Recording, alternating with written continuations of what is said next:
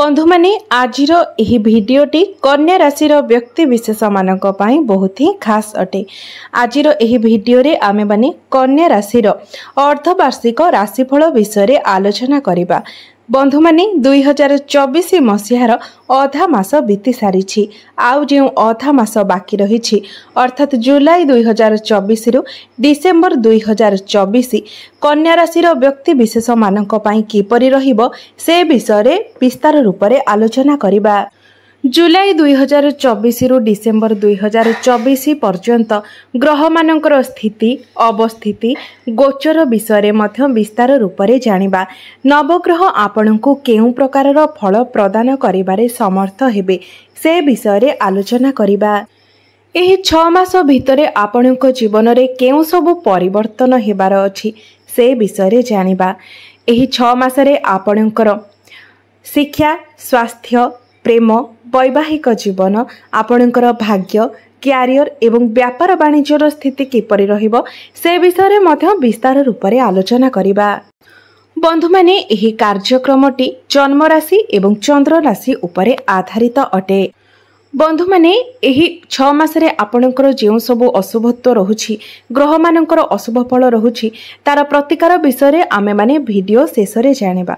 तो बंधु माने कन्या राशि हेउछि राशि चक्रर षष्ठ राशि एवं आपणकर राष्ट्राधिपति हेउछन्ति बुध। तेबे बंधु माने जुलाई मास आरंभरु आपणकर प्रथम भावरे अछन्ति केतु, सप्तम भावरे राहु, षष्ठ भावरे शनि, अष्टम भावरे मंगल, नवम भावरे देवगुरु बृहस्पति, दशम भावरे सूर्य एवं शुक्र एवं आपणकर एकादश भावरे विराजमान अछन्ति बुध। तेबे बंधु माने आसंतु प्रथमे जानि नेबा एही 6 मासरे आपणकर स्वास्थ्य किपरि रहिबो। तो बंधु माने आपणको कुंडलीर प्रथम भावटी होइथाय आपणकर स्वास्थ्यर भाव आपणकर इम्यूनिटी सिस्टम रो भाव। बंधु माने आपणकर प्रथम भावर अधिपति होछन्ति बुध एवं बुध आपणकर एकादश भावरे अवस्थान करिसन्ति एवं आपणकर प्रथम भावरे विराजमान अछन्ति केतु। तेबे बंधु माने आपण माने विशेष करी ध्यान देबे 1 अगस्त रु 25 अगस्त भितरे आपणकर इम्यूनिटी सिस्टम टिके डाउन होई पारे आपणकर हेल्थ डाउन होई पारे। तो एही समय आपण निजर स्वास्थ्य प्रति टिके विशेष ध्यान देबे एवं एही समय आपण निजर खाद्यपेय प्रति नियंत्रण रक्षा करिबा पई चेष्टा करंतु। तेबे बंधु माने अगस्त 15 परठारु आपणकर स्वास्थ्य रे टिके सुधार आसीबो कारण अगस्त 15 परे सूर्य निज गृह को प्रवेश करिवे। बंधु माने केतु आपणकर प्रथम भावरे थिबा हेतु एही समय आपणकर मानसिक दुश्चिंता बढ़ी जाय पारे। आपण कोनोसी कथा को नेकी बहुत अधिक भाबी पारंती आपणकर मन रे असंतुष्टिर भावना सृष्टि करिथांती एवं एही सबु ओभर थिंकिंग कारणरू आपणकर मुंडबिंधा भली समस्या मध्य देखा देई थाए। तेबे आपण विशेष करी 1 अगस्त रु 25 अगस्त भितर ही निजर स्वास्थ्य प्रति टिके ध्यान देबे। एहा व्यतीत अन्य समय गुड़िकरे आपणकर स्वास्थ्य भल रहिबो। एबे आसंतु जानिबा आपणकर शिक्षा किपरि रहिबो एही जुलाई 2024 रु डिसेम्बर 2024 मध्यरे। तो बंधु माने आपणकर कुंडलीर पंचम भाव होइथाय आपणकर शिक्षार भाव एवं आपणकर पंचम भावर अधिपति हेउछन्ति शनि जे कि षष्ठ भावरे विराजमान अछन्ति। तो बंधु माने नवेम्बर 14 पर्यंत शनि बक्री अवस्थारे अछन्ति एवं एही बक्री अवस्थारे शनि आपणको पंचम भावर फल प्रदान करिवे। तो जेहेतु आपणको शनि पंचम भावर फल प्रदान करिवे एवं पंचम भावटी हेउछि शनिकर स्वगृह तेणु आपणको एहार शुभ फल प्राप्त हेबो। पाठ पढ़ारे आपणकर मन लागिबो पाठ पढ़ारे एक सकारात्मक परिवर्तन हेबो।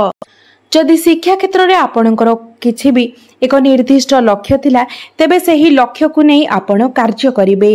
एहा व्यतीत गुरु मध्य नवम दृष्टि रे आपणकर पंचम भाव को देखुछन्ति। गुरु हेउछन्ति ज्ञानर कारक तो एहा मध्य आपणको शुभ फल प्रदान करिबो।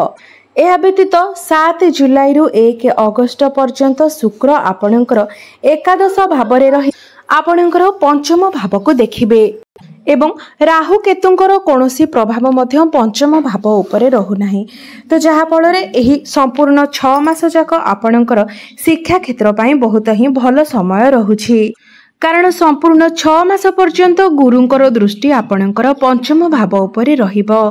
तेबे बंधु माने जदि आपण शिक्षार्थी अटंती तेबे संपूर्ण 6 मास जाक आपणको शुभ फल प्राप्त हेबो। एही 6 मासरे आपण निजर पाठ पढ़ा को नेकी कोनोसी भी बड़ डिसीजन नै पारिबे, कोनोसी भी एग्जाम दे पारिबे। एपरि कि जदि आपण गवर्नमेंट जॉब पई प्रिपेयर होउछंती तेबे एहा मध्य आपणको पई एक शुभ समय अटे। एबे आसंतु जानिबा आपणकर प्रेम जीवन किपरि रहिबो एही जुलाई 2024 रु डिसेंबर 2024 पर्यंत।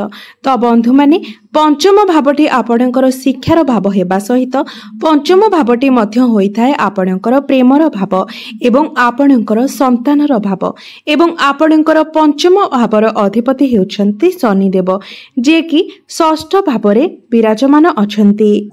तेबे बंधु माने शनि जेहेतु 14 नवेम्बर पर्यंत बक्री अवस्था रहिबे तो से पर्यंत आपणको पंचम भावर फल मध्य प्रदान करिवे। एही समय आपण निजर पार्टनर को मध्यरे टिके जिद्दी स्वभाव देखि पारंती, टिके रागी स्वभाव देखि पारंती एवं से सर्वदा तांकर निज कथा उपरे ही बेसी गुरुत्व देबे।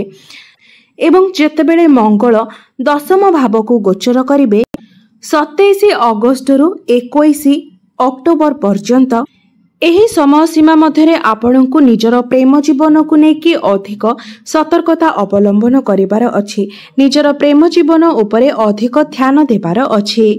कारण मंगल जे कि आपणकर तृतीय भावर स्वामी आपणको पंचम भाव को अष्टम दृष्टि रे देखिबे। तो सेथिपाई एही समय आपणको मध्यरे भूल बुझामणार सृष्टि होई पारे। तो एही समय सीमा तक आपणको निजर लव रिलेशन ने अधिक ध्यान देवार अछि। बाकी अन्य समय गुड़िक आपणकर प्रेम जीवन भल रहिबो। एबे आसंतु जानिबा आपणकर वैवाहिक जीवन किपरि रहिबो एही जुलाई 2024 रु डिसेंबर 2024 मध्यरे। बंधु माने आपणकर कुंडलीर सप्तम भाव होइथाय आपणकर वैवाहिक जीवनर भाव, आपणकर जीवन साथींकर भाव। बंधु माने आपणकर सप्तम भावरे विराजमान अछंती राहु एवं एही समय मध्यरे राहुंकर कोनोसी राशि परिवर्तन मध्य हेबार नाही। तो बंधु माने आपणकर सप्तम भावर अधिपति हेउछंती देवगुरु बृहस्पति, जे कि आपणकर भाग्य स्थान अर्थात नवम भावरे विराजमान अछंती।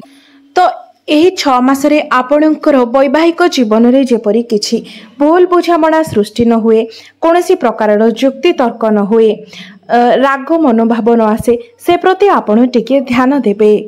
मात्र खुशीर कथा हेउची एहा जे आपणकर लाइफ पार्टनरकर एही टाइम रे फाइनेंशियल ग्रोथ होइथाय, ग्रोथ होई पारे, तांकर क्यारियर रे ग्रोथ होई पारे। कारण आपणकर सप्तम भावर अधिपति भाग्य स्थान रे विराजमान अछंती। मात्र बंधु माने आपण विशेष रूप से ध्यान रखिबे जे आपणकर वैवाहिक जीवन रे जेपरि कोनोसी प्रकारर भूल बुझामणा सृष्टि न हुए किंबा कोनोसी प्रकारर अशांति सृष्टि न हुए। कारण जेहेतु आपणकर सप्तम भावरे राहु विराजमान अछंती तो सब किछि ठीक ठाक चलीथिबो एवं हठात करे आपणक जीवन रे जेमिति मोड़ बदल जिवो, अर्थात आपणकर वैवाहिक जीवन रे अशांति सृष्टि हबो। तो सेथि पय आपण सर्वदा निजर वैवाहिक जीवन प्रति ध्यान रखिबा उचित। तेबे एबे आसंतु जानिबा सबुठारु महत्वपूर्ण विषय आपणकर भाग्य, क्यारियर एवं व्यापार वाणिज्यर स्थिति किपरि रहिबो एही जुलाई 2024 रु डिसेंबर 2024 पर्यंत। तो बंधु माने आपणकर नवम भावटी होइथाय आपणकर भाग्यर भाव एवं आपणकर दशम भावटी होइथाय आपणकर क्यारियर भाव। आपणकर नवम भावर अधिपति हेउछंती शुक्र, जे कि आपणकर दशम भावरे विराजमान अछंती एवं आपणकर नवम भावरे विराजमान अछंती देवगुरु बृहस्पति। बंधु माने 1 अगस्त पर्यंत आपणकर भाग्य बहुत ही भल अछि। एही समय आपण जहाँ भी किछि करिबाको चाहुछंती आपण निर्द्वंद्वरे करि पारिबे, कारण प्रत्येक क्षेत्र रे आपणको आपणको भाग्यर साथ मिलिबो।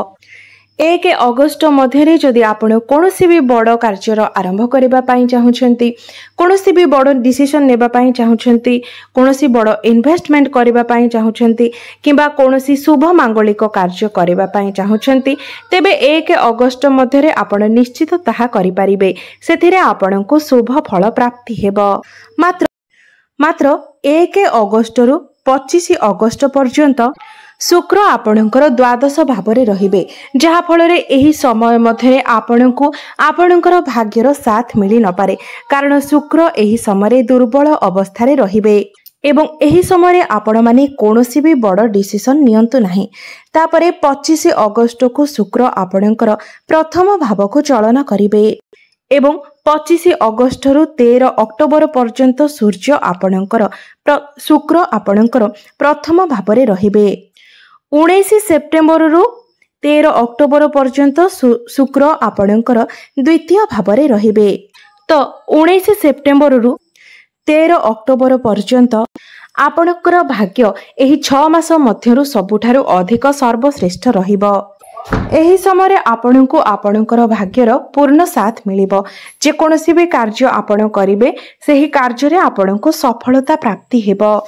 ଆପଣଙ୍କର ପ୍ରତ୍ୟେକ କାର୍ଯ୍ୟ ସୁରୁଖୁରୁରେ ହୋଇଯିବ।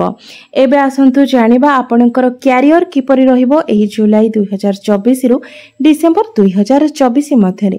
ତ ଆପଣଙ୍କର ଦଶମ ଭାବଟି ହୋଇଥାଏ ଆପଣଙ୍କର କ୍ୟାରିୟର ଭାବ।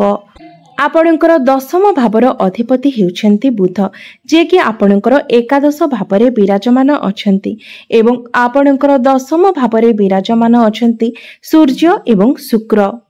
ଆପଣଙ୍କର ଦଶମ ଭାବରେ ସୂର୍ଯ୍ୟ ଥିବା ହେତୁ ଆପଣଙ୍କ ଭିତରେ କନଫିଡେନ୍ସ ଲେଭେଲ ବୃଦ୍ଧି ପାଇବ।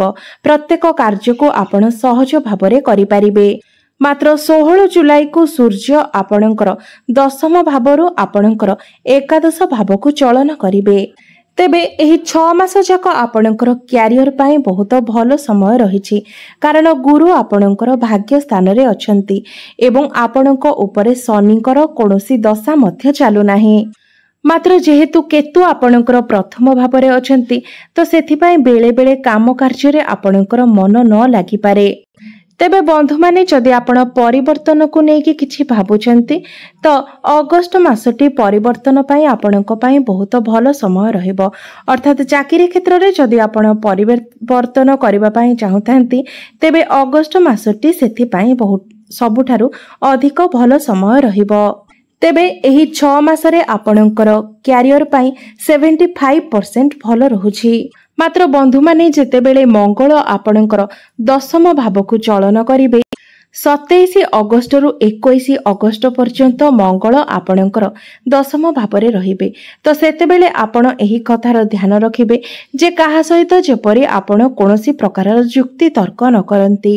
ବିଶେଷ କରି ଆପଣଙ୍କର କାର୍ଯ୍ୟକ୍ଷେତ୍ରରେ ଆପଣଙ୍କର ସିନିୟର କିମ୍ବା ଆପଣଙ୍କର ବସ୍ଙ୍କ ସହିତ ଆପଣ କୌଣସି ପ୍ରକାରର ଯୁକ୍ତି ତର୍କ କରନ୍ତୁ ନାହିଁ, କାରଣ ମଙ୍ଗଳ ଆପଣଙ୍କର ଦଶମ ଭାବକୁ ଆସିଲା ପରେ ଆପଣଙ୍କ ଭିତରେ ଓଭର କନଫିଡେନ୍ସକୁ ବଢ଼ାଇ ଦେଇଥାନ୍ତି ଏବଂ ଆପଣଙ୍କୁ ଅନ୍ୟ କାହାର ଆଧିପତ୍ୟ ମଧ୍ୟ ପସନ୍ଦ ଆସିନଥାଏ। ତେବେ କେବଳ ଏହି ସମୟ ତକ ଆପଣଙ୍କୁ କେବଳ ଏହି କଥା ସବୁ ପ୍ରତି ଧ୍ୟାନ ଦେବାର ଅଛି ଯେ ଆପଣ ଯେମିତି କାହା ସହିତ ଯୁକ୍ତି ତର୍କ ନ କରନ୍ତି। ଏହା ବ୍ୟତୀତ 6 ମାସର ଅନ୍ୟ ସମୟ ଗୁଡ଼ିକ ଆପଣଙ୍କ ପାଇଁ ବହୁତ ଭଲ ରହୁଛି। ଆପଣଙ୍କର କ୍ୟାରିୟର ପାଇଁ ବହୁତ ହି ଭଲ ରହୁଛି। ଏବେ ଆସନ୍ତୁ ଜାଣିବା ଆପଣଙ୍କର ବ୍ୟାପାର ବାଣିଜ୍ୟର ସ୍ଥିତି କିପରି ରହିବ ଏହି ଜୁଲାଇ 2024ରୁ ଡିସେମ୍ବର 2024 ମଧ୍ୟରେ। ତ ବନ୍ଧୁମାନେ, ଆପଣଙ୍କ କୁଣ୍ଡଳୀର ସପ୍ତମ ଭାବଟି ହୋଇଥାଏ ଆପଣଙ୍କର ବ୍ୟାପାର ବାଣିଜ୍ୟର ଭାବ। ତେବେ ବନ୍ଧୁମାନେ, ଏହି 6 ମାସ ଯାକ ଆପଣଙ୍କର ବିଜନେସ୍ ଭଲ ରହିବ। ମାତ୍ର ଯେହେତୁ ଆପଣଙ୍କର ସପ୍ତମ ଭାବରେ ରାହୁ ଅଛନ୍ତି, ତ ଆପଣଙ୍କୁ ଏହି ସମୟ ମଧ୍ୟରେ ମାନସିକ ଅଶାନ୍ତି ମିଳିପାରେ। କାର୍ଯ୍ୟଭାର ଆପଣଙ୍କ ଉପରେ ବଢ଼ିଯିବ ଏବଂ ଆପଣ ବିଜନେସରେ ପାର୍ଟନରସିପ୍ ଉପରେ ବେଶୀ ଅଧିକ ଭରସା କରନ୍ତୁ ନାହିଁ। ଆଖି ବୁଜି କାହାକୁ ବି ବିଶ୍ୱାସ କରନ୍ତୁ ନାହିଁ। ଏହା ବ୍ୟତୀତ ଆପଣଙ୍କର ବିଜନେସ୍ ଏହି 6 ମାସରେ ବହୁତ ଭଲ ରହୁଛି, କାରଣ ଗୁରୁ ଆପଣଙ୍କର ତ୍ରିକୋଣରେ ଅଛନ୍ତି। ବୁଧଙ୍କର ସ୍ଥିତି ମଧ୍ୟ ବହୁତ ଭଲ ରହୁଛି। ଆପଣଙ୍କ ଉପରେ ଟିକେ ପ୍ରେସର ଅଧିକ ରହିପାରେ, ମାତ୍ର ବିଜନେସ୍ ଆପଣଙ୍କର ଭଲ ରହିବ। ଏହି ସମୟରେ ଆପଣ ବିଜନେସ୍ କ୍ଷେତ୍ରରେ ଅଧିକ ସ୍ମାର୍ଟ ରହିବାକୁ ଚେଷ୍ଟା କରନ୍ତୁ, ଚାଲାକ ରହିବା ପାଇଁ ଚେଷ୍ଟା କରନ୍ତୁ। କାହାକୁ ଆଖି ବୁଜି ଅନ୍ଧ ଭଳି ବିଶ୍ୱାସ କରନ୍ତୁ ନାହିଁ, ନଚେତ୍ ଆପଣ ଅସୁବିଧାରେ ପଡ଼ିପାରନ୍ତି। ତେବେ ବନ୍ଧୁମାନେ ଏହି 6 ମାସରେ ଆପଣଙ୍କର ଯେଉଁ ବି ସବୁ ଅଶୁଭତ୍ୱ ରହୁଛି ସେସବୁ ଅଶୁଭତ୍ୱର ଖଣ୍ଡନ ପାଇଁ ଆପଣ ପ୍ରତ୍ୟେକ ଦିନ ବୁଧଙ୍କର ବୀଜ ମନ୍ତ୍ରର ଜପ କରନ୍ତୁ। ଓମ୍ ବ୍ରାଂ ବ୍ରିଂ ବ୍ରୋଂ ସହ ବୁଦ୍ଧାୟ ନମଃ। ଏହି ମନ୍ତ୍ରକୁ ଆପଣ ପ୍ରତ୍ୟେକ ଦିନ 108 ଥର ଜପ କରନ୍ତୁ। ଏହା ବ୍ୟତୀତ ଶୁକ୍ରଙ୍କର ବୀଜ ମନ୍ତ୍ର ଓମ୍ ଗ୍ରାಂ ଗ୍ରୀಂ ଗ୍ରୌಂ ସହ ଶୁକ୍ରାୟ ନମଃ। ଏହି ମନ୍ତ୍ରକୁ ମଧ୍ୟ ଆପଣ ପ୍ରତ୍ୟେକ ଦିନ 108 ଥର ଜପ କରନ୍ତୁ। ଏହା ବ୍ୟତୀତ ଆପଣ ପ୍ରତ୍ୟେକ ଦିନ ଓମ୍ ନମଃ ଶିବାୟ ମନ୍ତ୍ରର 108 ଥର ଜପ କରିବା ସହିତ ହନୁମାନ ଚାଳିଶାର ମଧ୍ୟ ପାଠ କରନ୍ତୁ। ଆପଣଙ୍କର ଯାହା ବି ସବୁ ଅଶୁଭତ୍ୱ ରହୁଛି ସେସବୁର ଖଣ୍ଡନ ହେବ, ଭାଗ୍ୟରେ ଉନ୍ନତି ଆସିବ। ତ ବନ୍ଧୁମାନେ, ମୋର ଏହି ଭିଡ଼ିଓଟି ଯଦି ଆପଣଙ୍କୁ ଭଲ ଲାଗିଥାଏ ତେବେ ଭିଡ଼ିଓଟିକୁ ଲାଇକ୍ କରି ଚ୍ୟାନେଲଟିକୁ ସବସ୍କ୍ରାଇବ୍ କରିଦେବେ ଏବଂ କମେଣ୍ଟ ବକ୍ସରେ ଜୟ ଶ୍ରୀ